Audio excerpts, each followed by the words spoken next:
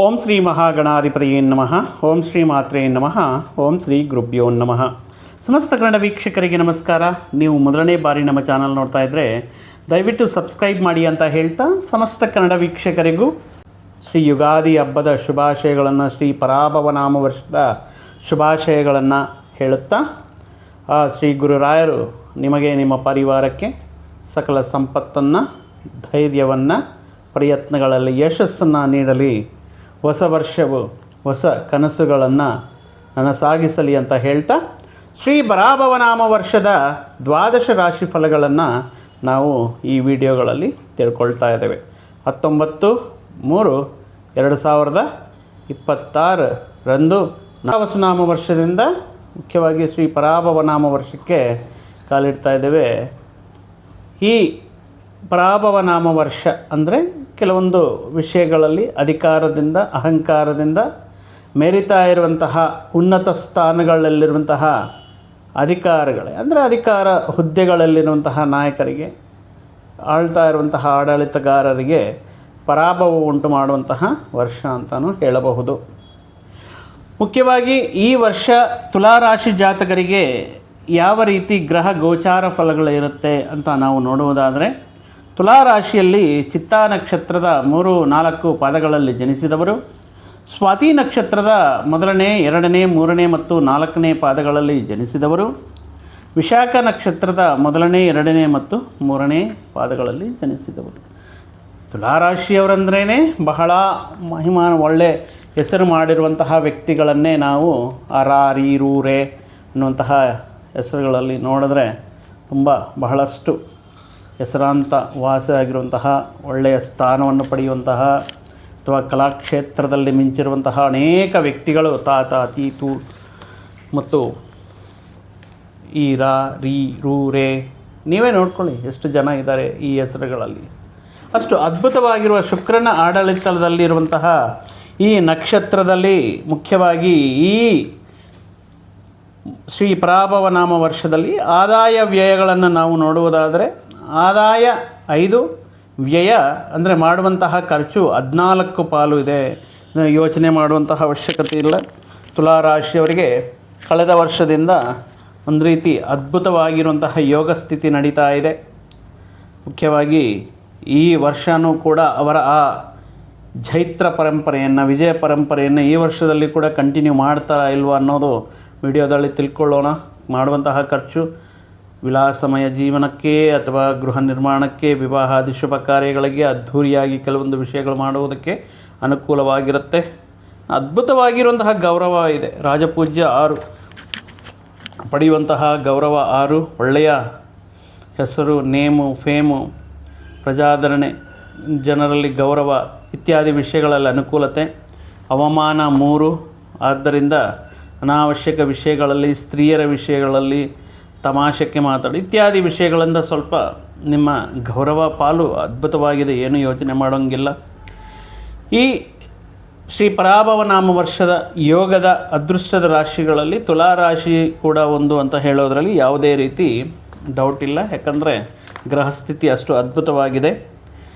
ಕಳೆದ ವರ್ಷ ತುಂಬ ಚೆನ್ನಾಗಿದೆ. ಆ ವರ್ಷಕ್ಕಿಂತ ಕೂಡ ಈ ವರ್ಷ ಮತ್ತಷ್ಟು ಅದ್ಭುತವಾಗಿರುವಂತಹ ಫಲಗಳನ್ನು ನೋಡುವಂತಹ ಯೋಗ ತುಲಾರಾಶಿ ಜಾತಕರಿಗೆ ಇದೆ.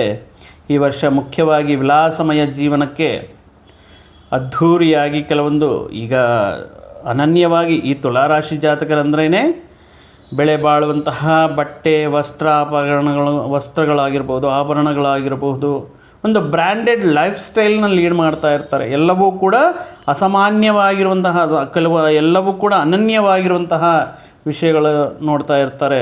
ವಸ್ತುಗಳಲ್ಲಾದ್ರೂ ಸರಿ, ವ್ಯಕ್ತಿಗಳಲ್ಲಾದ್ರೂ ಕೂಡ ಸ್ವಲ್ಪ ಮಚ್ಚೆ ದೋಷಗಳಿದ್ರೂ ಕೂಡ ಇವರು ಆಕ್ಸೆಪ್ಟ್ ಮಾಡಲ್ಲ. ಶುಚಿ ಮತ್ತು ಬ್ರ್ಯಾಂಡಿಂಗು, ಕ್ವಾಲಿಟಿ ಇತ್ಯಾದಿ ವಿಷಯಗಳಿಗೆ ಅನುಕೂಲ ಮಾಡ್ತಾ ಇರೋದರಿಂದ ಸ್ವಲ್ಪ ದೊಡ್ಡ ಮಟ್ಟದಲ್ಲಿ ಖರ್ಚು ಮಾಡುವಂತಹ ಯೋಗ ಅನ್ನೋದು ಇರುತ್ತೆ. ಆ್ಯಕ್ಚುಲಿ ಈ ಹಣಕಾಸು ಅನ್ನೋದು ಯಾರ ಜೊತೆನೂ ಕೂಡ ಪರ್ಟಿಕ್ಯುಲರಾಗಿ ನಿಲ್ಲಲ್ಲ. ಅಂದರೆ ಕೆಲವೊಂದು ಜೊತೆ, ಅದರಲ್ಲೂ ಕೂಡ ತುಲಾರಾಶಿಯ ಶುಕ್ರನ ರಾಶಿಯ ವ್ಯಕ್ತಿಗಳ ಜೊತೆ ಅದ್ಭುತವಾಗಿರುತ್ತೆ. ಈ ಮಹಾಲಕ್ಷ್ಮಿ ಸ್ಥಾನ ಅನ್ನೋದು ಪರ್ಟಿಕ್ಯುಲರಾಗಿ ಈ ತುಲಾರಾಶಿಯವರಿಗೆ ಲಕ್ಷ್ಮೀ ಯೋಗ, ಲಕ್ಷ್ಮೀ ಪುತ್ರರು ಅಂತ ಹೇಳಬಹುದು. ಹಣಕಾಸು ಆಗಿರ್ಬೋದು, ಒಂದು ಅದೃಷ್ಟ ಲೈಫ್ ಸ್ಟೈಲ್ ಆಗಿರ್ಬೋದು, ಎಲ್ಲರೂ ಕೂಡ ಇವ್ರನ್ನ ನೋಡಿ ಯಾಕೆ ನಮ್ಗೆ ಈ ರೀತಿ ಮಾಡೋಕ್ಕಾಗ್ತಾ ಇಲ್ಲ, ಯಾಕೆ ಇವ್ರ ಥರ ನಾವು ಒಂದು ಲಕ್ಸುರಿ ಲೈಫ್ ಸ್ಟೈಲಲ್ಲಿ ಲೀಡ್ ಮಾಡೋಕ್ಕಾಗ್ತಾ ಇಲ್ಲ, ಯಾಕೆ ಇವ್ರ ಥರ ನಮಗೆ ಎಲ್ಲವೂ ಕೂಡಿ ಬರ್ತಾ ಇಲ್ಲ. ನೀವು ನಾವಾಗಾದ್ರೆ ನೋಡ್ಬೋದು, ಅತಿ ಲೈಫಲ್ಲಿ ಉನ್ನತ ಸ್ಥಾನ, ವಿದೇಶಿ ಸ್ಥಾನಗಳಾಗಿರ್ಬೋದು, ಅತಿ ಶೀಘ್ರದಲ್ಲಿ ಚಿಕ್ಕ ವಯಸ್ಸಿನಲ್ಲಿ ಉತ್ತಮ ರೀತಿಯಲ್ಲಿ ಲೈಫಲ್ಲಿ ಸೆಟ್ಲ್ ಆಗೋದಾಗಿರ್ಬೋದು. ನಾವು ತುಲಾರಾಶಿಯವರಲ್ಲಿ ತುಂಬ ಜನ ನೋಡ್ಬೋದು, ವ್ಯಾಪಾರಗಳಲ್ಲಿ ಅದ್ಭುತ ರೀತಿ ಯಶಸ್ಸನ್ನು ಕಾಣೋದು, ರಾಜಕೀಯ ಕ್ಷೇತ್ರದಲ್ಲಿ ಅದ್ಭುತ, ಸಿನಿ ಕಲಾ ಮೀಡಿಯಾ ಕ್ಷೇತ್ರಗಳಲ್ಲಿ ಅದ್ಭುತ ರೀತಿಯಲ್ಲಿ ಅನುಕೂಲತೆ ಇರುವಂತಹ ಅದೃಷ್ಟ ಯೋಗವನ್ನು ಪಡೆಯೋದು. ಈ ಮುಖ್ಯವಾಗಿ ಲಕ್ಷ್ಮೀ ಸ್ಥಾನ, ಲಕ್ಷ್ಮೀ ಇರುವಂತಹ ಈ ಜಾತಕರ ಜೊತೆ ಜಾಸ್ತಿ ಲಕ್ಷ್ಮೀ ಇರೋದಕ್ಕೆ ಚಾನ್ಸಸ್ ಇರುತ್ತೆ. ಎಲ್ಲ ವ್ಯಕ್ತಿಗಳ ಎಲ್ಲ ಜಾತಕರ ಜೊತೆ ಕೂಡ ಇರಬೇಕು, ಲಕ್ಷ್ಮಿಯ ಜೊತೆ ಇರಬೇಕು, ಲಕ್ಷ್ಮೀ ಕಟಾಕ್ಷ ನಮ್ಮ ಮೇಲೆ ಇರಬೇಕು.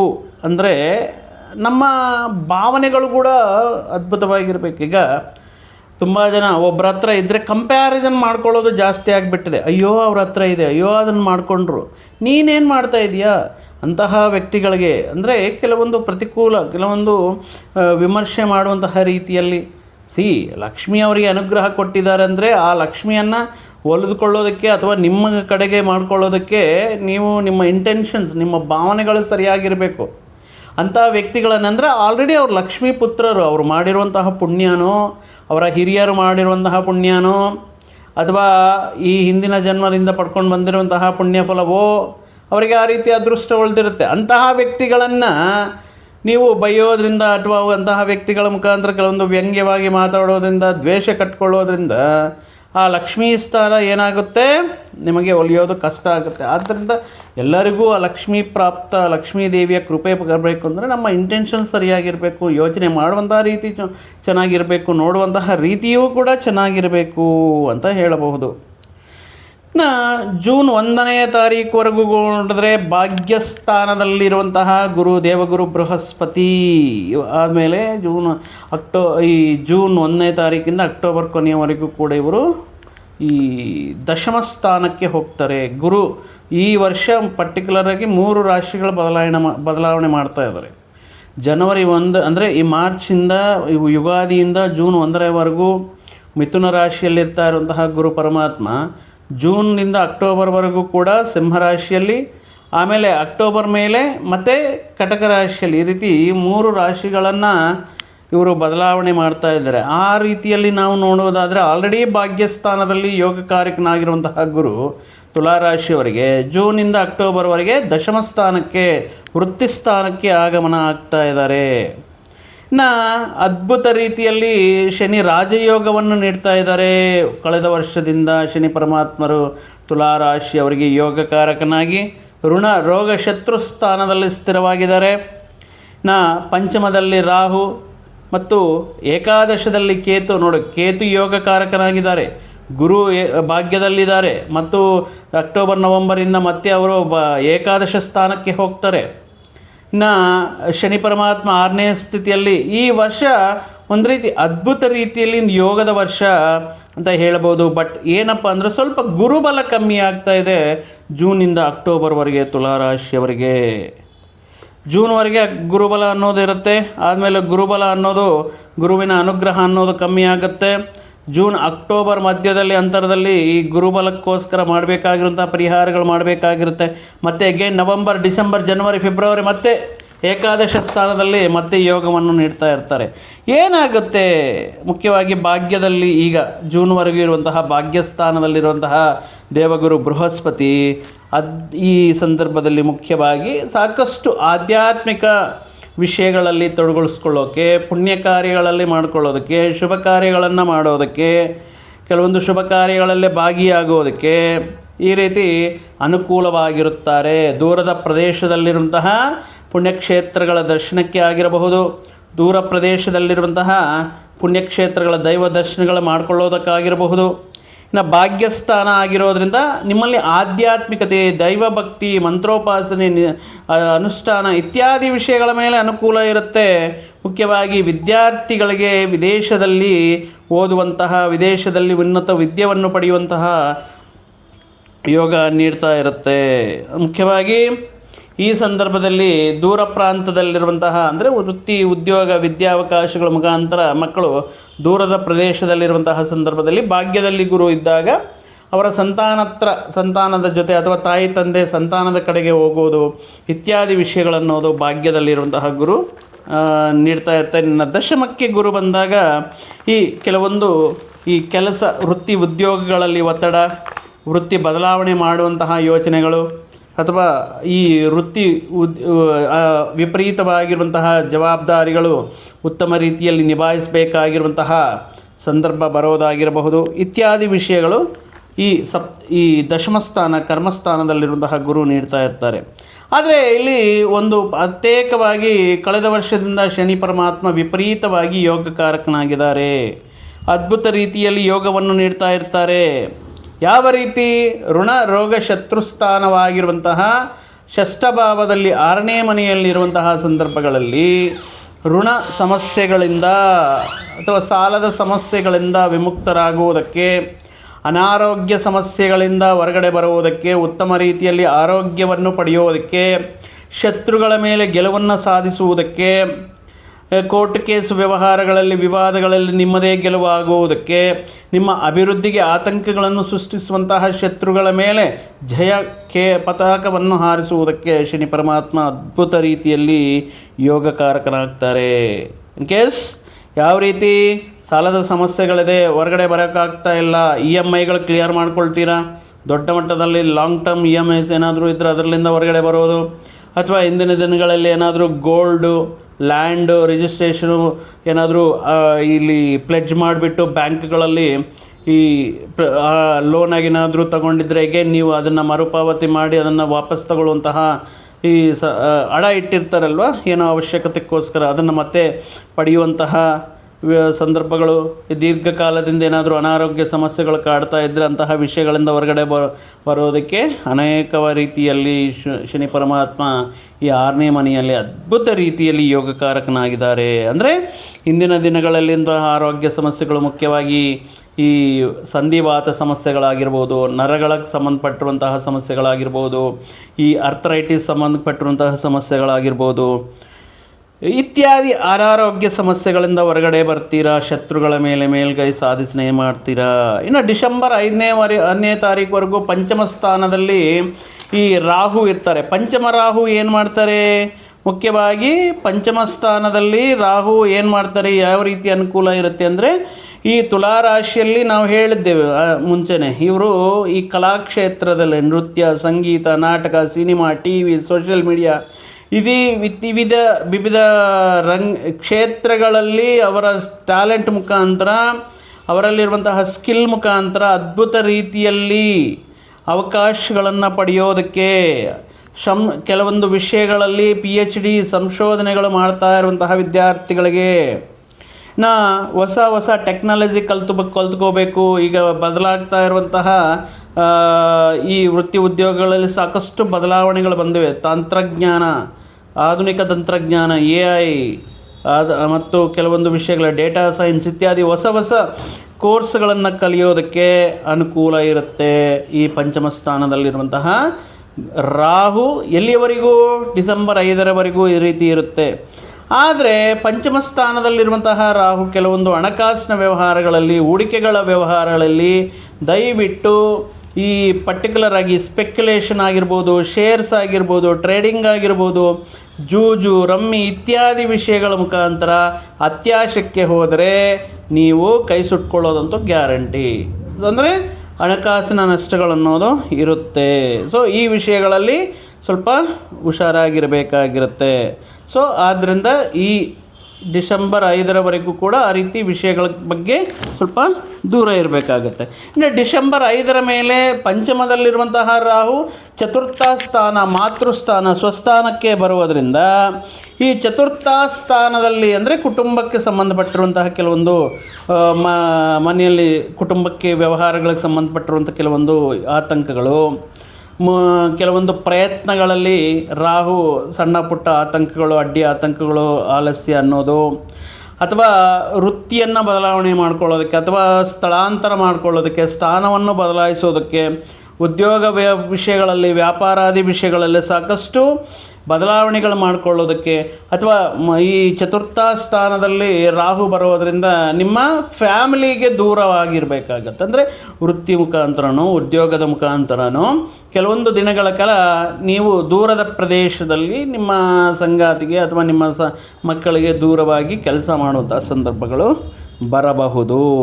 ಇನ್ನು ಕೆಲವೊಂದು ಸಂದರ್ಭಗಳಲ್ಲಿ ಕೆಲಸಗಳಲ್ಲಿ ಆತಂಕಗಳು ಅಥವಾ ಕಾರ್ಯ ವೈಫಲ್ಯತೆ ಅನ್ನೋದು, ಅನಾವಶ್ಯಕ ಪ್ರಯಾಣಗಳು, ದೂರ ಪ್ರಯಾಣಗಳು ಮಾಡಿರ್ತೀರ, ಬಟ್ ಅಲ್ಲಿಗೋದ್ಮೇಲೆ ಏನೋ ಒಂದು ಇಂಪಾರ್ಟೆಂಟ್ ಡಾಕ್ಯುಮೆಂಟು ಮತ್ತೊಂದು ಮರ್ತೋಗಿರ್ತೀರ, ಮತ್ತು ಇನ್ನೊಂದು ಸಾರಿ ಈ ರೀತಿ ಅನಾವಶ್ಯಕ ಪ್ರಯಾಣಗಳು, ಅದರಿಂದ ಧನ ನಷ್ಟ ಇತ್ಯಾದಿ ವಿಷಯಗಳನ್ನು ಚತುರ್ಥ ಸ್ಥಾನದಲ್ಲಿರುವಂತಹ ರಾಹು ಡಿಸೆಂಬರ್ 5ರ ಮೇಲೆ ಈ ರೀತಿ ಕೆಲವೊಂದು ಸಣ್ಣ ಪುಟ್ಟ ಪ್ರತಿಕೂಲ ಫಲಗಳನ್ನು ನೀಡ್ತಾ ಇರ್ತಾರೆ.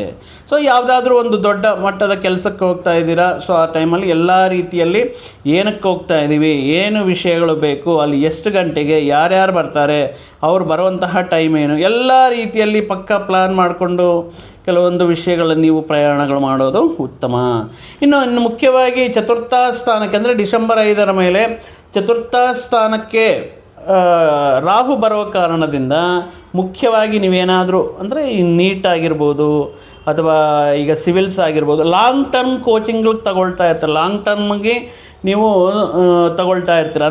ಅಟ್ಲೀಸ್ಟ್ ಒಂದು ವರ್ಷ ವೇಸ್ಟ್ ಆದರೂ ಪರವಾಗಿಲ್ಲ, ಬರುವಂತಹ ಸ್ಪರ್ಧಾತ್ಮಕ ಪರೀಕ್ಷೆಗಳಲ್ಲಿ ಸೀಟ್ ಹೊಡೆಯೋಣ. ಬಟ್ ಅಂತಹ ವ್ಯಕ್ತಿಗಳಿಗೆ ನೋಡಿ, ಮತ್ತೊಂದು ಸಾರಿ ಯೋಚನೆ ಮಾಡಿ, ಈ ಲಾಂಗ್ ಟರ್ಮ್ ಕೋಚಿಂಗ್ ತಗೊಳ್ಳೋ ಮುಖಾಂತರ ಇಲ್ಲಿ ಮುಖ್ಯವಾಗಿ ಸಮಯ, time complete 1 year 6 months complete ಈ ರೀತಿ ವೇಸ್ಟ್ ಆಗುತ್ತೆ. ಅದಕ್ಕೋಸ್ಕರ ಹಣಕಾಸು ವೇಸ್ಟ್ ಆಗುತ್ತೆ. ಅದಕ್ಕೆ ಪ್ರತ್ಯಾಮ್ನಾಯವಾಗಿ ಮತ್ತೆ ಏನಾದರೂ ಮಾಡ್ಬೋದಾ ಅಂತ ನೋಡೋದಕ್ಕೆ ಪ್ರಯತ್ನ ಮಾಡೋದಕ್ಕೆ ನೋಡಿ. ಲಾಂಗ್ ಟರ್ಮ್ ಕೋಚಿಂಗ್ ತಗೊಳ್ಳೋರಿಗೆ ಡಿಸೆಂಬರ್ 5ರ ಮೇಲೆ ಅಷ್ಟೊಂದು ಅನುಕೂಲವಾಗಿರಲ್ಲ. ಯಾಕಂದರೆ ಇಲ್ಲಿ ದಶಮ ಸ್ಥಾನದಲ್ಲಿ ಗುರು, ಚತುರ್ಥದಲ್ಲಿ ರಾಹು ಇರೋದರಿಂದ ನೀವು ಎಕ್ಸ್ಪೆಕ್ಟ್ ಮಾಡಿರೋ ರೀತಿಯಲ್ಲಿ ರಿಸಲ್ಟ್ ಅನ್ನೋದು ಇರಲ್ಲ. ಸೊ ಆದ್ದರಿಂದ ಮತ್ತು ಎಲ್ಲರೂ ಇದೇ ರೀತಿನ ಅಂದರೆ ಇಲ್ಲ, ಅವರವರ ಜಾತಕ ತಕ್ಕಂತೆ ವೈಯಕ್ತಿಕ ಜಾತಕದಲ್ಲಿ ಈಗ ನಡೀತಾ ಇರುವಂತಹ ದಶೆ ಅಂತರ್ದಶೆ ಏನು ಅಥವಾ ಗ್ರಹಗಳ ಸ್ಥಾನಮಾನ ಏನು ಇತ್ಯಾದಿ ವಿಷಯಗಳ ಪರಿಶೀಲನೆ ಮಾಡಿಕೊಂಡು ಮುಂದುವರಿಯೋದು ಉತ್ತಮ. ಅಕ್ಟೋಬರ್ ಡಿಸೆಂಬರ್ ಈ ತಿಂಗಳಿಂದ ಏಕಾದಶಕ್ಕೆ ಗುರು ಬರೋದರಿಂದ ಎಲ್ಲ ರೀತಿಯಲ್ಲಿ ಅನುಕೂಲತೆ ಇರುತ್ತೆ. ವ್ಯಾಪಾರ ಉದ್ಯೋಗ ಲಾಭಗಳು ಅನ್ಕೋಬೋದು, ಅಥವಾ ನೀವು ಪ್ರಯತ್ನ ಮಾಡ್ತಾ ಇರುವಂತಹ ಪ್ರತಿಯೊಂದು ವಿಷಯಗಳಲ್ಲಿ ಲಾಭಗಳು ಪಡೆಯೋದಾಗಿರ್ಬೋದು, ವಿವಿಧ ಮಾರ್ಗಗಳ ಮುಖಾಂತರ ಆದಾಯವನ್ನು ಪಡೆಯೋದಕ್ಕೆ. ಸೊ ನೀವು ಪ್ರಮೋಷನ, ಸಂತಾನ, ವಿವಾಹ, ಏನೇ ನೀವು ಕೆಲವೊಂದು ವಿಷಯಗಳಲ್ಲಿ ಅನುಕೂಲತೆ, ಶುಭ ವಿಷಯಗಳು ಎಕ್ಸ್ಪೆಕ್ಟ್ ಮಾಡ್ತಾ ಇದ್ದೀರಿ ಅಂದರೆ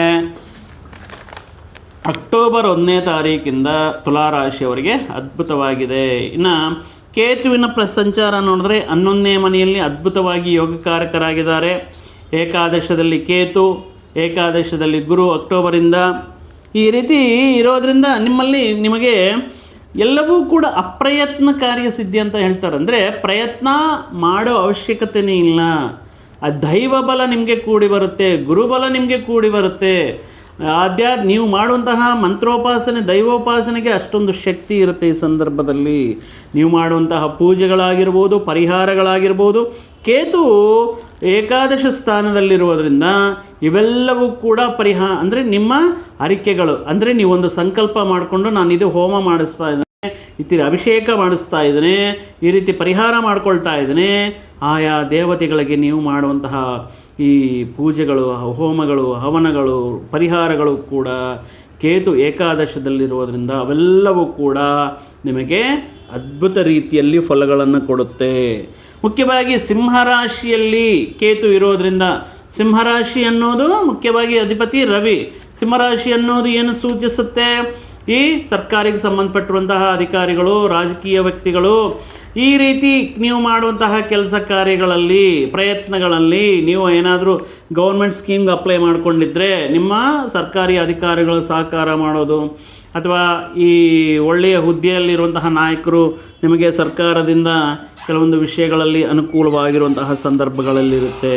ಮತ್ತೊಂದು ವಿಷಯ ಏನಂದರೆ ಎಲ್ಲ ನಿಮ್ಮ ಜಾತಕ ರೀತಿಯನ್ನು ಪರಿಶೀಲನೆ ಮಾಡಿಕೊಂಡು ಈಗ ಗೋಚಾರದಿಂದ ನೋಡಿದ್ರೂ ಅನುಕೂಲವಾಗಿದೆ.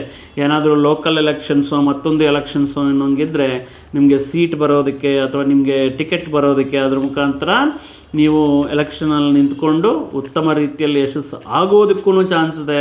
ಆದರೆ ಯಾವುದಕ್ಕೂ ಒಂದು ಸರಿ ನೀವು ನಿಮ್ಮ ಜಾತಕವನ್ನು ಪರಿಶೀಲನೆ ಮಾಡಿಕೊಳ್ಳಿ. ಅಂದರೆ ಇಲ್ಲಿ ಈ ಕೇತು ಏಕಾದಶ ಭಾವ ಹೊಸ ಉನ್ನತ ರೀತಿಯಲ್ಲಿ ಉತ್ತಮ ರೀತಿಯಲ್ಲಿ ಹುದ್ದೆಗಳಲ್ಲಿರುವಂತಹ ವ್ಯಕ್ತಿಗಳು, ಉನ್ನತ ಸ್ಥಾನಮಾನದಲ್ಲಿರುವಂತಹ ವ್ಯಕ್ತಿಗಳ ಸಹಕಾರ, ಹಿರಿಯರ ಸಹಕಾರ, ಪೋಷಕರ ಆಶೀರ್ವಾದ ಇವೆಲ್ಲವೂ ಕೂಡ ನಿಮಗೆ ವ್ಯಾಪಾರ ಅಭಿವೃದ್ಧಿ, ಒಳ್ಳೆಯ ವಿಷಯಗಳನ್ನು, ಆಧ್ಯಾತ್ಮಿಕ ವಿಷಯಗಳಿಗೆ ತಿಳ್ಕೊಳ್ಳೋದಕ್ಕೆ ಅನುಕೂಲವಾಗಿರುತ್ತೆ.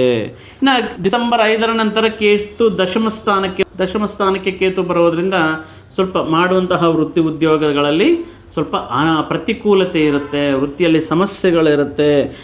ಈ ಕೆಲಸವನ್ನು ಅಥವಾ ಉದ್ಯೋಗವನ್ನು ಬಿಟ್ಟು ವ್ಯಾಪಾರ ಆರಂಭ ಮಾಡೋಣ, ಅಡಿಷ್ನಲ್ ಇನ್ಕಮ್ಗೋಸ್ಕರ ಬೇರೆ ಬೇರೆ ಪ್ರಯತ್ನಗಳು ಮಾಡೋದು, ಅಥವಾ ನಿಮಗೆ ವೃತ್ತಿ ಉದ್ಯೋಗಗಳ ಮುಖಾಂತರ ಬರ್ತಾ ಇರುವಂತಹ ಹಣಕಾಸಿನ ಆದಾಯ ಏನಿದೆಯೋ ಅದು ಸರಿ ಹೋಗ್ತಾ ಇಲ್ಲ, ಸೊ ಮತ್ತೆ ಏನಾದರೂ ಮಾಡ್ಕೋಬೇಕು ಅನ್ನೋಂತಹ ಯೋಚನೆಗಳು ಬರ್ಬೋದು. ಆ ಸಂದರ್ಭದಲ್ಲಿ ಸ್ಥಳಾಂತರ ಆಗುವುದಕ್ಕೆ, ಮತ್ತೊಂದು ಪ್ರದೇಶಕ್ಕೆ ಹೋಗುವುದಕ್ಕೆ, ಅಥವಾ ಆ ಸಂದರ್ಭದಲ್ಲಿ ಹಳೆ ನಿಮ್ದು ಏನಾದರೂ ಪ್ರಾಪರ್ಟಿ ಇದ್ದರೆ ಸೆಲ್ ಮಾಡಲಿಕ್ಕೆ, ಅದನ್ನು ಮಾರಾಟ ಮಾಡೋದಕ್ಕೆ ಅನುಕೂಲವಿರುತ್ತೆ. ನೋಡಿದ್ದೀರಲ್ಲ, ಡಿಸೆಂಬರ್ 5ರವರೆಗೂ ಕೂಡ ತುಂಬ ಅದ್ಭುತವಾಗಿದೆ. ಬಟ್ ಡಿಸೆಂಬರ್ 5ರಿಂದ ರಾಹುಕೇತುಗಳು ಮಾತ್ರ ಸ್ವಲ್ಪ ಪ್ರತಿಕೂಲ ಫಲಗಳು ಕೊಡ್ತಾ ಇದ್ದಾರೆ. ಅಪಾರ್ಟ್ ಫ್ರಮ್ ದಟ್ ಶನಿ ಪರಮಾತ್ಮ ಆಗಿರ್ಬೋದು, ಗುರು ಆಗಿರ್ಬೋದು, ಅದ್ಭುತ ರೀತಿಯಲ್ಲಿ ಯೋಗಕಾರಕರಾಗಿ ಈ ವರ್ಷ ಆಲ್ಮೋಸ್ಟ್ ತುಲಾರಾಶಿಯವರಿಗೆ ಅದ್ಭುತ ರಾಜಯೋಗವನ್ನು ನೀಡ್ತಾ ಇದೆ. ಈ ವರ್ಷ ನೀವು ಮಾಡಲೇಬೇಕಾಗಿರುವಂತಹ ಪರಿಹಾರಗಳೇನೆಂದರೆ, ಪ್ರತಿ ಗುರುವಾರ ನಿಷ್ಠೆಯಿಂದ ನೀವು ಕೆಲವೊಂದು ವಿಷಯಗಳ ಮುಖಾಂತರ, ಅಂದರೆ ನೀವು ಗುರುರಾಯರ ಸನ್ನಿಧಾನಕ್ಕೆ ಹೋಗುವುದಾಗಿರ್ಬೋದು, ಅಥವಾ ದತ್ತಾತ್ರೇಯ ಪಾರಾಯಣ, ದತ್ತಾತ್ರೇಯ ಚರಿತೆಯನ್ನು ಕೇಳೋದಾಗಿರಬಹುದು, ಅಥವಾ ಈ ಯೆಲ್ಲೋ ಕಲರ್ ಡ್ರೆಸ್ನ ಪ್ರತಿ ಗುರುವಾರ ವೇರ್ ಮಾಡೋದ್ರಿಂದ ಈ ಕಡಲೆಕಾಳು ಅಥವಾ ಕಡಲೆ ಹಿಟ್ಟಿನಿಂದ ಮಾಡಿರುವಂತಹ ಕೆಲವೊಂದು ಈ ಸಿಹಿ ತಿಂಡಿಗಳನ್ನು ದೇವಸ್ಥಾನದ ಹತ್ರ ಅಥವಾ ಚಿಕ್ಕ ಮಕ್ಕಳಿಗೆ ದಾನವಾಗಿ ನೀಡುವುದರಿಂದ ಮತ್ತಷ್ಟು ಶುಭ ಫಲಗಳು, ಆ ಗುರುವಿನ ಫಲಗಳು, ಆಶೀರ್ವಾದವು ನಿಮ್ಮದಾಗುತ್ತೆ ಅಂತ ಹೇಳ್ತಾ, ಮತ್ತೊಂದು ವಿಡಿಯೋ ಜೊತೆಗೆ ಮತ್ತೊಂದು ಆಸಕ್ತಿಕರ ವಿಷಯದ ಜೊತೆಗೆ ನಿಮ್ಮ ಮುಂದೆ ಮತ್ತೆ ಬರ್ತೀನಿ. ಅಲ್ಲಿಯವರೆಗೂ ಸರ್ವೇ ಜನಾಂ ಸುಖಿನೋ ಭವಂತು, ಸಮಸ್ತ ಸನ್ಮಂಗಳಾನಿ ಭವಂತು. ಜೈ ಶ್ರೀರಾಮ್.